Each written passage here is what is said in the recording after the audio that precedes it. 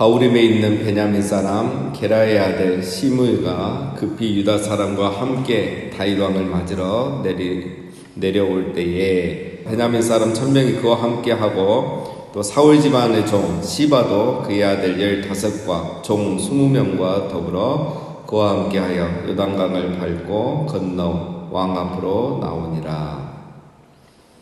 자, 지금 예루살렘으로 다윗이 귀환하고 있는 거죠.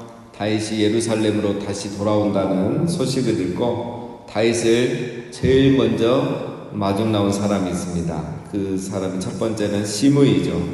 시므이는 어떤 사람이죠? 다윗이 예루살렘을 떠나서 피난을 갈 때 다윗을 저주했던 사람이죠. 누구입니까? 이 사람은 바후림 사람이죠. 바후림에 있는 베냐민 사람입니다. 그러니까 사울의 지파에 속한 사람이죠. 그래서 여러 가지 오해도 하고 또 다윗에 대한 감정이 좋지 않았습니다. 그래서 다윗이 떠날 때에 저주를 했었죠. 그런데 그가 지금은 다윗이 돌아온다는 소식을 듣고 1000명을 데리고 다윗을 맞으러 옵니다. 1000명이나 이렇게 데리고 온 이유가 뭐겠습니까? 자기가 베냐민 지파에서 내가 이렇게 영향력 있는 사람이다 라는 것을 보여주는 거죠. 그러면서도 자기가 죄가 있기 때문에 혹시나 또 다윗이 자기를 죽일 수도 있기 때문에 그런 두려움 때문에 또 자기를 보호해줄 그 명분으로 데리고 온 겁니다. 그래서 나에게 함부로 하면 안 된다, 나를 해치면 안 된다, 이런 무언의 압력을 주는 거죠. 다윗의 귀환은 시므에게는 좋은 소식이 아닙니다.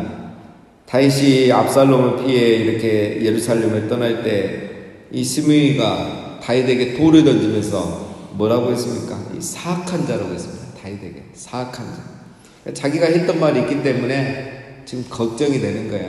다윗이 돌아오면서 제일 먼저 자기에게 복수를 할까봐. 그래서 1000명을 데리고 가서 과시도 하고 나를 함부로 대하면 안 된다. 그리고 내가 용서를 구할 테니까 그 죄는 용서해달라. 이렇게 하기 위해서 지금 나온 겁니다. 자, 두 번째는 시바죠. 시바는 사울의 종이었죠. 그리고 이제 그 요나단의 아들 무비보셋을 돌보던 종이었습니다. 시바도 보면 혼자 나온 게 아니라 아들 15명과 종 20명을 데리고 요단강을 건너서 다윗을 맞이하러 옵니다. 시바도 이렇게 빨리 온 이유가 있죠. 다윗이 지난번에 도망갔을 때 그 무비보셋에 대한 거짓복을 했죠. 무비보셋이 다윗을 배신하고 압살롬의 편에 섰다라고 이렇게 그런 식으로 거짓복을 했습니다. 그리고 나서 사울의 모든 재산을 이제 이렇게 물려받게 되는 그런 일이 있었죠. 다윗이 돌아오면 자기의 거짓말이 다 들통나는 거예요. 거짓말한 사람은 늘 불안한 거죠. 늘 예민한 겁니다. 그래서 다윗이 돌아올 때에 또 환심을 사기 위해서 요단강도 아직 건너지 않았는데 미리 찾아가서 이제 엎드려 절을 하는 겁니다. 시므이와 시바 이 두 사람은 다 오늘 우리로 말하는 어떤 이 정치적인 변화, 정권의 변화에 굉장히 발빠르게 움직이는 사람이라고 할 수 있죠. 이런 사람들의 목적은 뭐 왕도 아니고 나라도 아니고 자기 안입니다. 그래서 이런 사람들의 결론은 결국 좋지는 않습니다. 18절 왕의 가족을 건너가게 하며 왕이 좋게 여기는 대로 쓰게 하려 하여 나룻배로 건너가니 왕이 요단을 건너가게 할 때에 게라의 아들 시므이가 왕 앞에 엎드려 왕께 아뢰되 내 주여 원하건대 내게 죄를 돌리지 마옵소서. 내 주 왕께서 예루살렘에서 나오시던 날에 종의 패역한 일을 기억하지 마시오며 왕이 마음에 두지 마옵소서. 왕의 종 내가 범죄한 줄 아옵기에 오늘 요셉의 족속 중 내가 먼저 내려와서 내 주 왕을 영접하나이다 하니. 자, 시므이가 오면서 다윗과 그의 가족들이 요단강을 건널 때 사용하라고 나룻배도 가져온 거죠. 다윗에게 아주 잘 보이려고 예를 씁니다. 그러면서 시므이가 지혜롭게 또 행동하죠. 다윗 앞에서 엎드려서 자기의 잘못을 사죄를 하죠.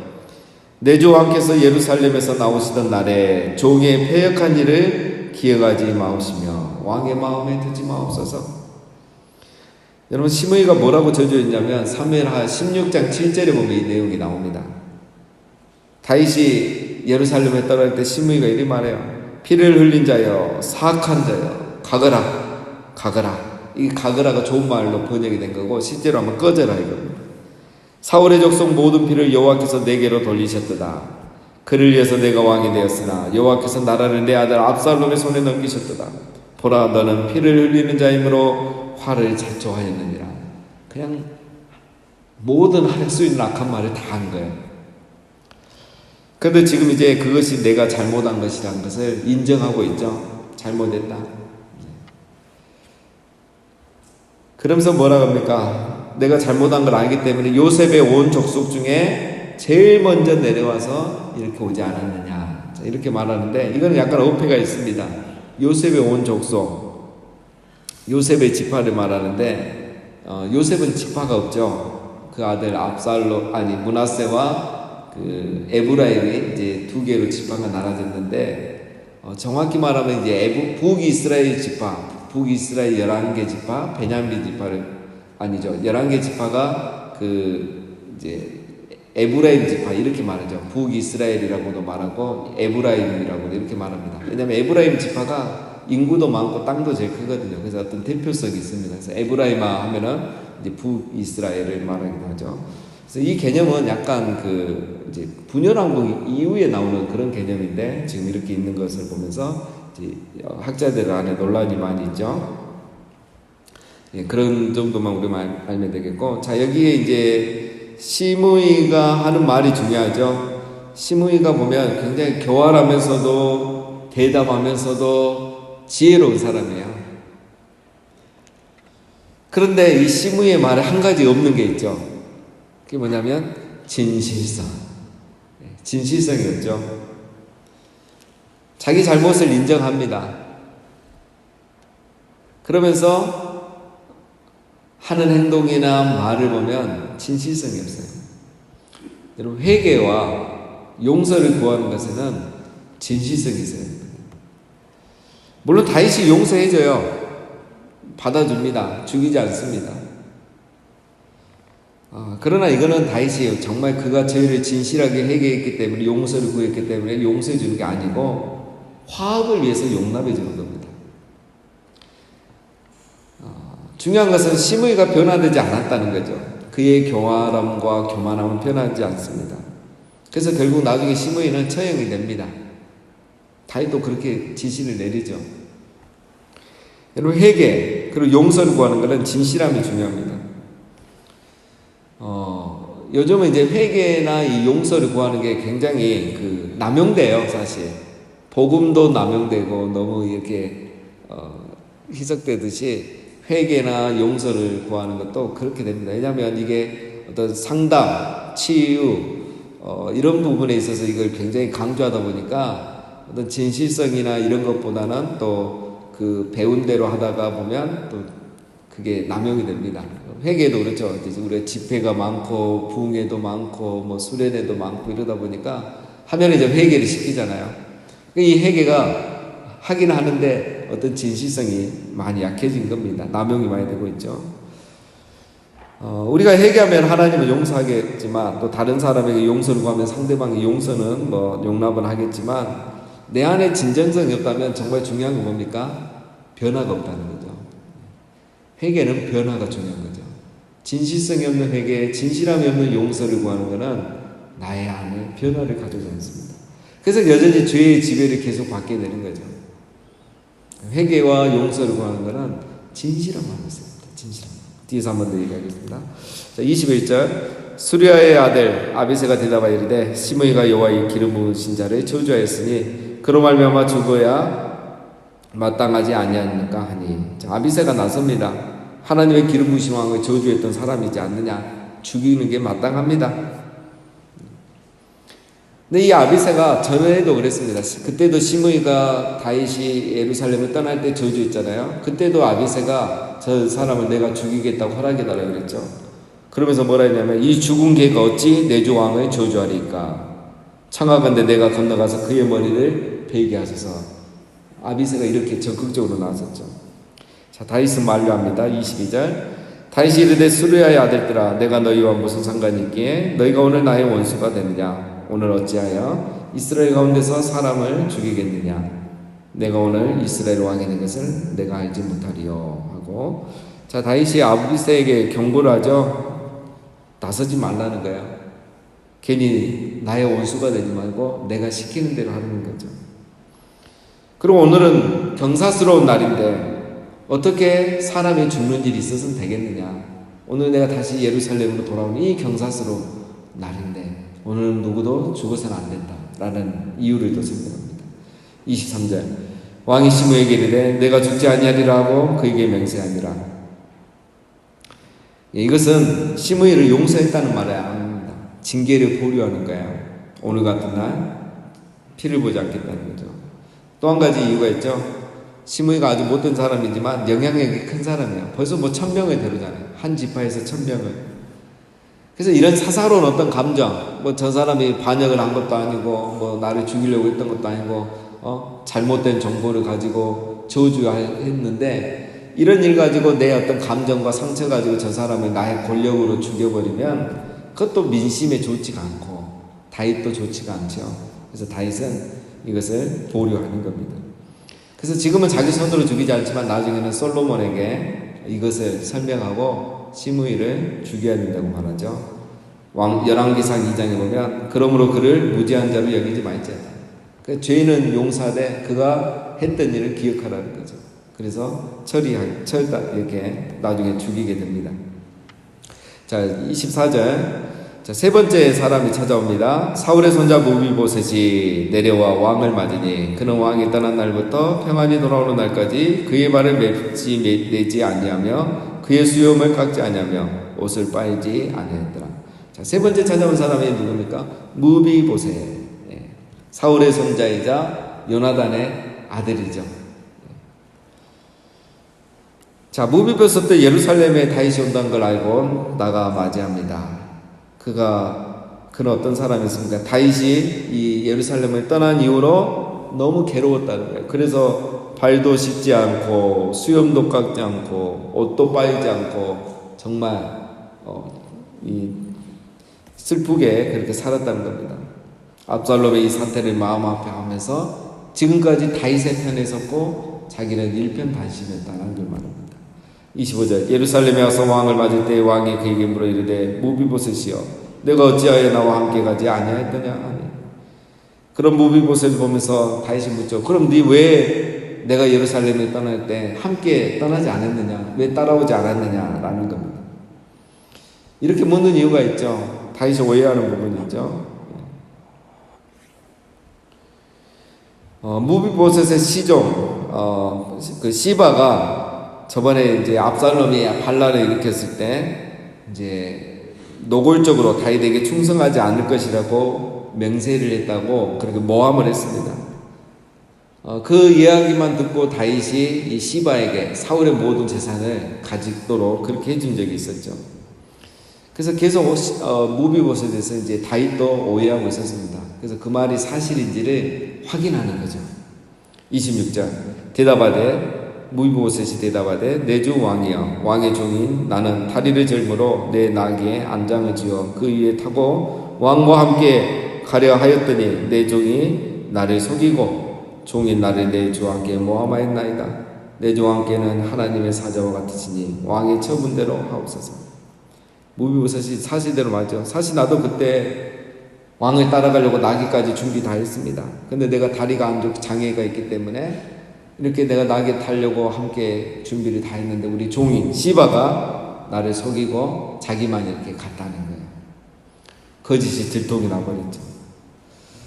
28절 내 아버지 온 집이 내 주 왕 앞에서는 다만 죽을 사람이 되지 아니하였나이까. 그러나 종을 왕의 상에서 음식 먹는 자 가운데 두셨사오니 내게 아직 무슨 공의가 있어서 다시 왕께 부르짖을 수 있사오리까 하니라. 자, 이게 무슨 말이냐면 무비보셋이 이제 사실 나는 왕을 배반한 게 아니고 왕을 따라가려고 했는데 내 종 시바가 이리이리해서 내가 못 갔습니다. 오해하신 겁니다. 시바가 모함했습니다. 이렇게 말했잖아요. 그러면서 28절 하는 말은 그런데 내가 이미 당신에게 받은 은혜가 너무 큽니다. 우리 집안이 벌써 죽어야 되는데 당신께서 나를 살려줬고 또 당신의 그 당신과 함께 식사하면서 왕궁에서 살 수 있도록 은혜를 이미 베풀으셨는데 내가 뭐 또 얼마나 살겠다고 또 내 억울함을 들어주고 나를 살려달라고 이렇게 말할 염치도 없습니다. 단지 내 억울함 풀어주시고 나에 대한 오해만 풀어주십시오. 당신에게 그런 사람이 되고 싶지 않습니다. 이런 말을 한 거예요. 자, 그러니까 왕이 이렇게 말합니다. 29절에 왕이 그에게 이르되 내가 어찌하여 또 내 일을 말하느냐. 내가 이르노니 너는 시바와 밭을 나누라 하니 무비보셋이 왕께 아뢰되 내 주 왕께서 평안히 왕궁에 돌아오시게 되었으니 그로 그 전부를 차지하게 하옵소서 하니라. 다윗이 야 이제 그만 얘기해라. 무슨 또 옛날 얘기를 하느냐. 괜찮다. 그러면서 용서하죠. 이해했다 알겠다고. 그리고 시바에게 줬던 사울의 모든 재산의 절반을 다시 무비보셋에게 돌려주는 겁니다. 그러니까 무비보셋이 뭐랍니까? 아이고 괜찮습니다. 다윗 왕이 무사히 돌아왔는데 그리고 시바도 같이 왔는데 그냥 그 재산 다 시바에게 주십시오. 저는 필요 없습니다. 이렇게 말하는 거예요. 자, 여러분 오늘 이 시므이와 시바 그리고 무비보셋 똑같이 회개를 하고 용서를 구하는데 다르죠. 시므이와 시바는 자기 살겠다고 이렇게 찾아가서 꾀를 부리고 회개하고 용서 구하는 것처럼 하고 있습니다. 그런데 무비보셋은 뭡니까? 재산이 문제가 아니에요. 자기가 살려고 하는 게 아니에요. 나 죽어도 상관없습니다. 무슨 내가 더 살려달라고 염치 없이 구하겠습니까?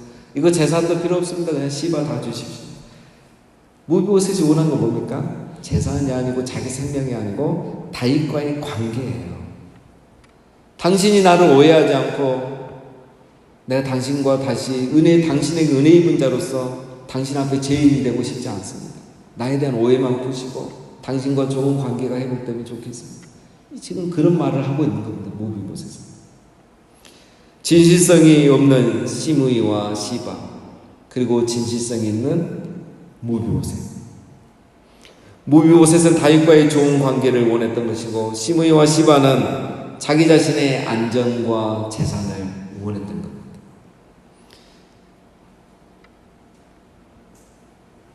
그렇기 때문에 이 사람 둘 다 세 사람이 회개하는 거나 용서를 구하는 게 완전히 다른 거죠. 여러분 진실된 회개, 진실한 용서를 구하는 것. 그것은 동기가 중요합니다. 회개는 동기가 중요해요. 용서를 구하는 게 동기가 중요합니다. 여러분 회개는 왜 합니까? 회개는 내가 살기 위해서 하는 것이 아닙니다. 회개는 내가 죄를 용서받고 살기 위해서 하는 것은 그거는 정말 어린아이다 초보 단계. 진정한 회개는 내가 살기 위해서 하는 게 아닙니다. 회개는 왜 합니까? 죄가 미워서 하는 겁니다. 악이 미워서 회개하는 거예요. 그것을 선택한 내 자신이 미워서 하는 게 회개입니다.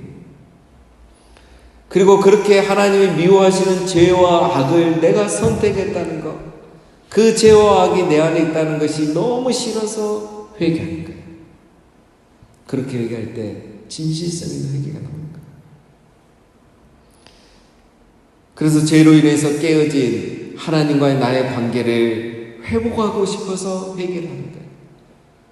이 죄 때문에 나의 실수 때문에 깨어진 우리 사람의 관계를 다시 회복하고 싶어서 용서를 구하는 겁니다.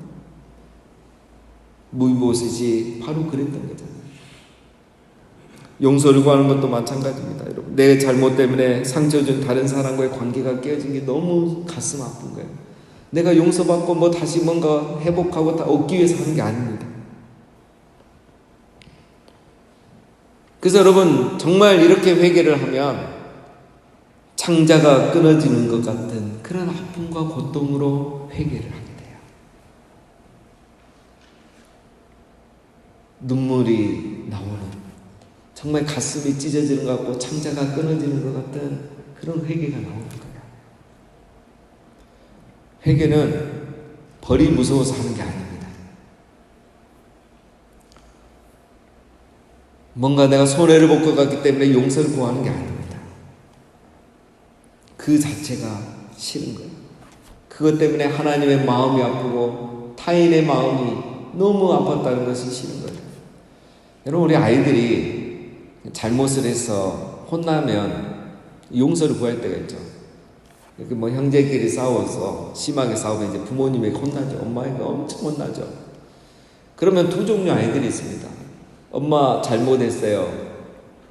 형하고 싸워서 잘못했어요. 동생하고 싸워서 잘못했어요. 앞으로는 안 싸울게요. 이런 아이가 있고, 근데 여러분 어떤 아이가 있습니까? 엄마 죄송해요. 우리가 싸워서 엄마 마음 아프게 해서 죄송해요. 내가 동생한테 먹을 거 하나 주지 않고 이것 때문에 싸워서 엄마 마음 아프게 해서 너무 죄송해요. 저도 그것 때문에 마음이 아파요. 이렇게 하는 아이가 있어요. 회개는 이것입니다, 여러분. 죄를 미워하고 악을 미워하고, 그리고 하나님과의 그 깨어진 관계, 저 사랑하는 사람과의 깨어진 관계, 내가 저 사람에게 준 상처, 하나님 아버지 마음에 준 상처, 이게 싫고 괴로운 거예요. 그래서 작은 죄 하나도 회개하는 거예요.